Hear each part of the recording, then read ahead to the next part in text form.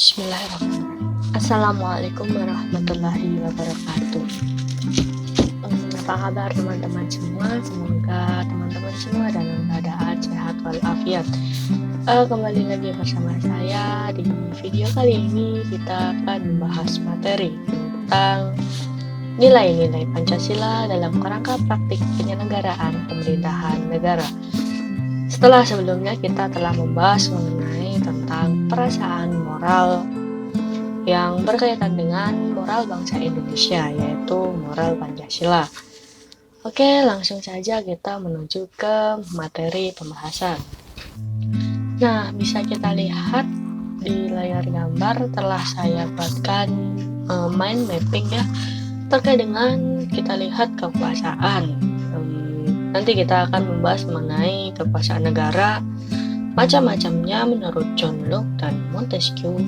Konsep pembagian kekuasaan di Indonesia kita bagi menjadi dua, yaitu horizontal dan vertikal. Kemudian kita akan membahas lagi Kemen RI dan LPNK. Apa itu Kemen RI dan LPNK? Singkatan dari Kementerian Republik Indonesia dan lembaga pemerintahan non-kementerian.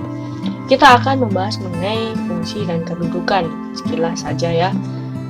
Kita lihat terkait dengan tugas Kementerian NRI, terus kemudian kita masuk keberadaan Kementerian Negara Republik Indonesia pada pasal 17 Undang-Undang Dasar Negara Republik Indonesia 1945, kemudian klasifikasinya Kemen RI dan terkait dengan keberadaan LPNK, yaitu keberadaan lembaga pemerintahan non-kementerian berdasarkan Keputusan Presiden RI nomor 103 tahun 2001 tentang kedudukan, tugas, fungsi, kewenangan, susunan organisasi dan tata kerja lembaga pemerintahan non-departemen. Dan kita menuju pada kesimpulan. Kita kaitkan dengan nilai Pancasila dalam pemerintahan negara tentunya. Oke, langsung saja kita masuk ke pembahasannya. Selanjutnya kita ke konsep pembagian kekuasaan di Indonesia. Sebelumnya kita perlu ketahui dulu apa sebenarnya konsep pemisahan dan pembagian kekuasaan itu. Dalam buku Muhammad Kusnardi dan Hermaili Ibrahim yang berjudul Pengantar Hukum Tata Negara menyatakan bahwa istilah pemisahan kekuasaan atau separations of powers dan pembagian kekuasaan atau divisions of powers merupakan dua istilah yang memiliki pengertian berbeda-beda dari satu sama lainnya. Pemisahan kekuasaan berarti kekuasaan negara itu terpisah-pisah dalam beberapa bagian, baik mengenai organnya maupun fungsinya. Dengan kata lain, lembaga-lembaga legislatif, eksekutif, dan yudikatif bekerja berdiri sendiri tanpa memerlukan koordinasi dan kerjasama. Konsep pemisahan kekuasaan ini misalnya dianut di negara Amerika Serikat. Berbeda dengan mekanisme pembagian kekuasaan. Kekuasaan negara itu memang dibagi-bagi dalam beberapa bagian, tetapi tidak dipisahkan. Hal ini membawa konsekuensi bahwa di antara bagian-bagian itu dimungkinkan ada koordinasi atau kerjasama.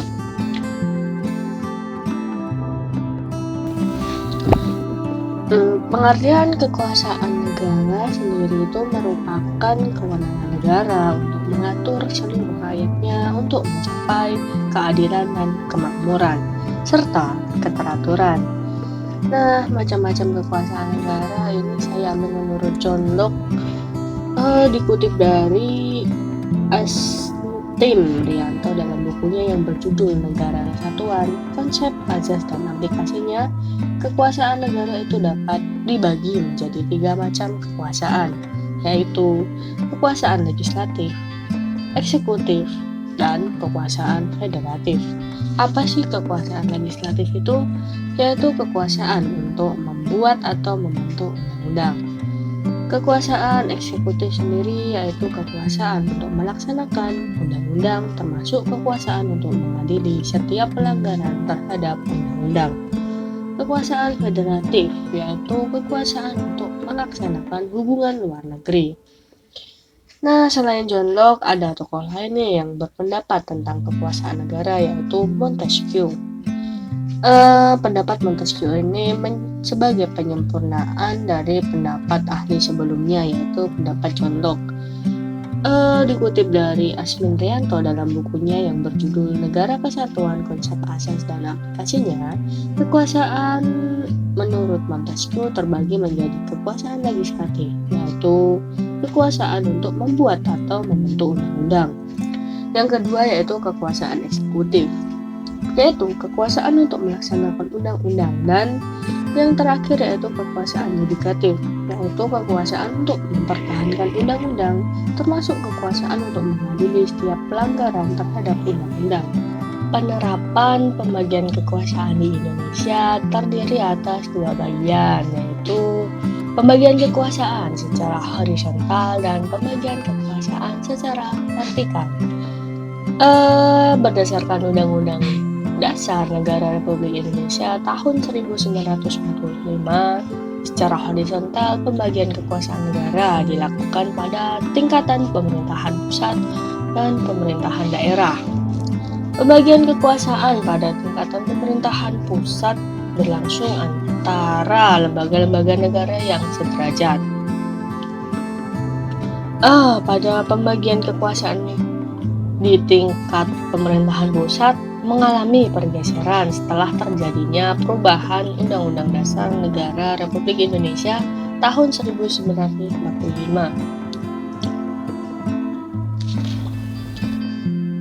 Yang kedua yaitu pembagian kekuasaan secara vertikal.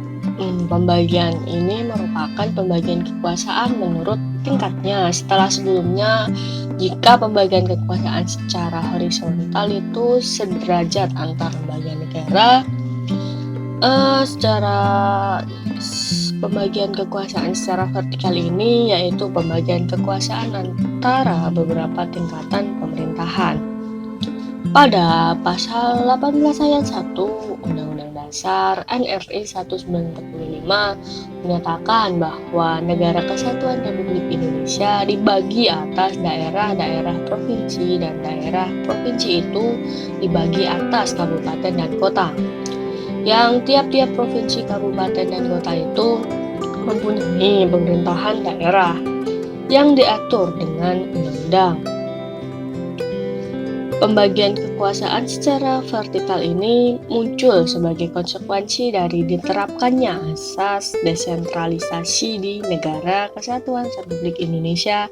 Dengan asas tersebut, pemerintah pusat menyerahkan wewenang pemerintahan kepada pemerintah daerah otonom atau provinsi dan kabupaten atau kota untuk mengurus dan mengatur sendiri urusan pemerintahan di daerahnya, kecuali urusan pemerintahan yang menjadi kewenangan pemerintah pusat, yaitu kewenangan yang berkaitan dengan politik luar negeri, pertahanan, keamanan, justisi, agama, moneter, dan Negara Republik Indonesia mempunyai tugas menyelenggarakan urusan tertentu dalam pemerintahan di bawah dan bertanggung jawab kepada Presiden dalam menyelenggarakan pemerintahan negara, yaitu yang pertama menyelenggara perumusan, penetapan, dan pelaksanaan kebijakan di bidangnya, pengelolaan barang milik atau kekayaan negara yang menjadi tanggung jawabnya, pengawasan atas pelaksanaan tugas di bidangnya, dan pelaksanaan kegiatan teknis dari pusat sampai ke daerah. Yang kedua, perumusan, penetapan, pelaksanaan kebijakan di bidangnya, pengelolaan barang milik atau kekayaan negara yang menjadi tanggung jawabnya, pengawasan atas pelaksanaan tugas di bidangnya, pelaksanaan pembimbingan teknis dan supervisi atas pelaksanaan urusan kementerian di daerah dan pelaksanaan kegiatan teknis yang berskala nasional.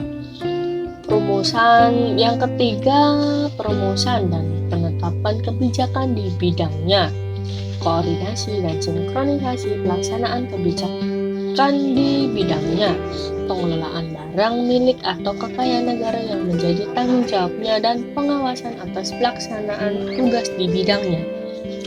Kemudian kita menuju ke keberadaan Kementerian Negara Republik Indonesia berdasarkan pasal 17 Undang-Undang Dasar Negara Republik Indonesia tahun 1945. Yang pertama, 1. Presiden dibantu oleh menteri negara. 2. Menteri-menteri itu diangkat dan diberhentikan oleh presiden. Yang ketiga, setiap menteri membidangi urusan tertentu dalam pemerintahan. Yang keempat, pembentukan, pengubahan, dan pembubaran kementerian negara diatur dalam undang-undang. Kalian tentu sudah memahami bahwa setiap kementerian membidangi urusan tertentu dalam pemerintahan.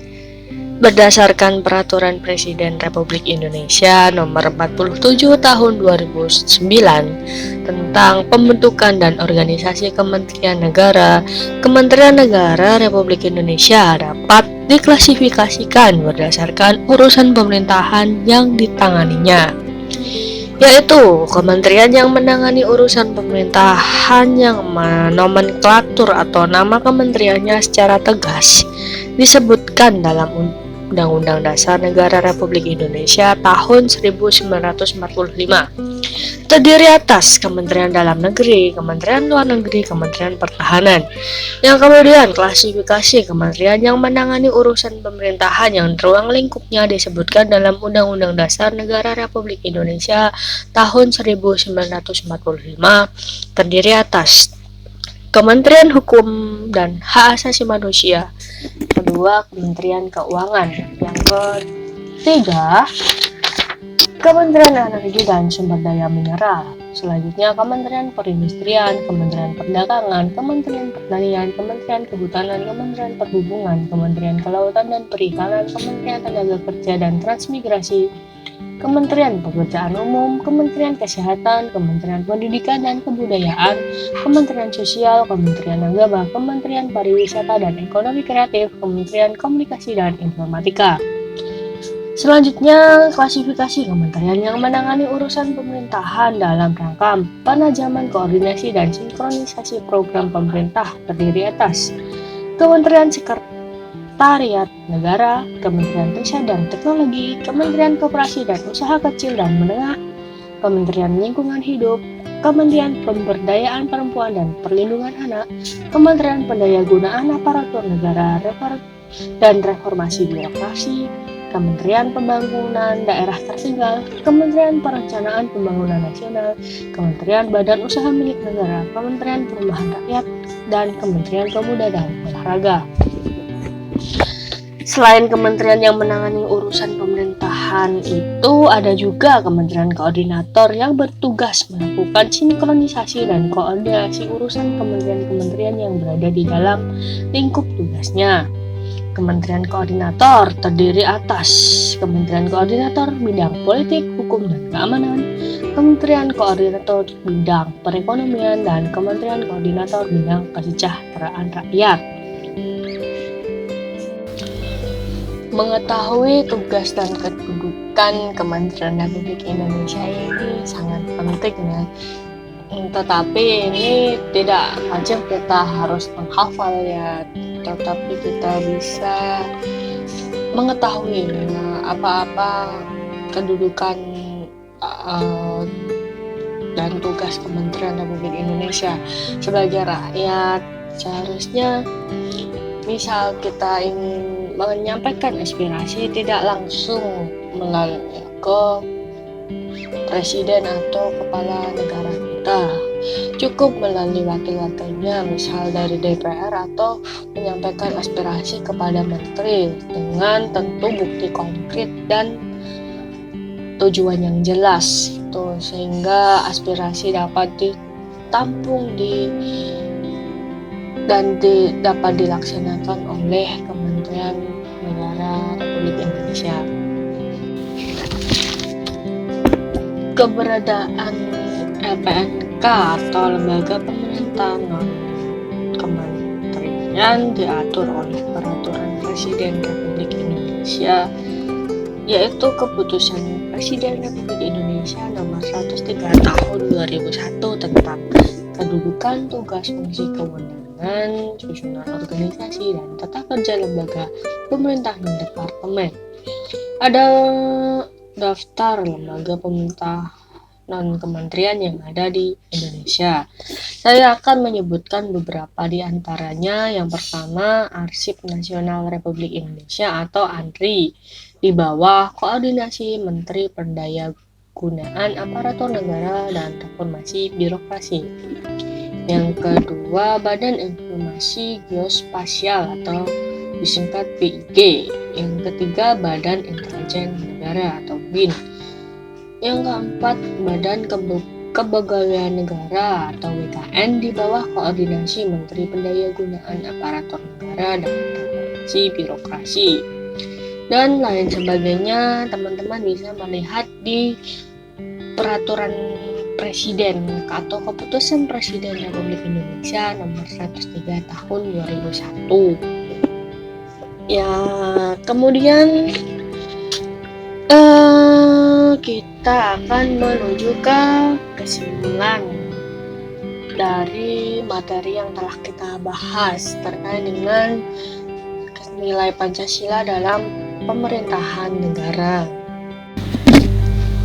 Implementasi Pancasila dalam praktik penyelenggaraan negara. Pancasila yang termuat dalam pembukaan Undang-Undang Dasar 1945 merupakan landasan bangsa Indonesia yang mengandung 3 tata nilai utama, yaitu dimensi spiritual, dimensi kultural, dan dimensi institusional. 3 nilai utama yang tertuang dalam pembukaan Undang-Undang Dasar NRI tahun 1945 tersebut harus senantiasa menjadi pertimbangan dan perhatian dalam sistem dan proses penyelenggaraan pemerintahan dan pembangunan bangsa. Pancasila sebagai falsafah bangsa dalam bernegara merupakan nilai hakiki yang harus termanifestasikan dalam simbol-simbol kehidupan bangsa, lambang pemersatu bangsa, dan sebagai pandangan hidup bangsa. Dalam praktik penyelenggaraan pemerintahan, nilai falsafah harus termanifestasikan di setiap proses perumusan kebijakan dan implementasinya. Nilai Pancasila harus dipandang sebagai satu kesatuan utuh di setiap praktik penyelenggaraan pemerintahan yang mengandung makna bahwa ada sumber-sumber spiritual yang harus dipertimbangkan dalam memberikan pelayanan kepada masyarakat agar tidak terjadi perlakuan yang sewenang dan diskriminatif. Selain itu, nilai spiritualitas hendaknya menjadi pemandu bagi penyelenggaraan pemerintahan agar tidak melakukan aktivitas-aktivitas di luar kewenangan dan ketentuan yang sudah digariskan. Sekian materi yang dapat saya sampaikan. Mohon maaf apabila terdapat tutur kata yang kurang berkenan. Teman-teman tentu saja bisa like, comment, share, dislike, dan juga subscribe agar video ini dapat bermanfaat. Terima kasih saya ucapkan. Wassalamualaikum warahmatullahi wabarakatuh.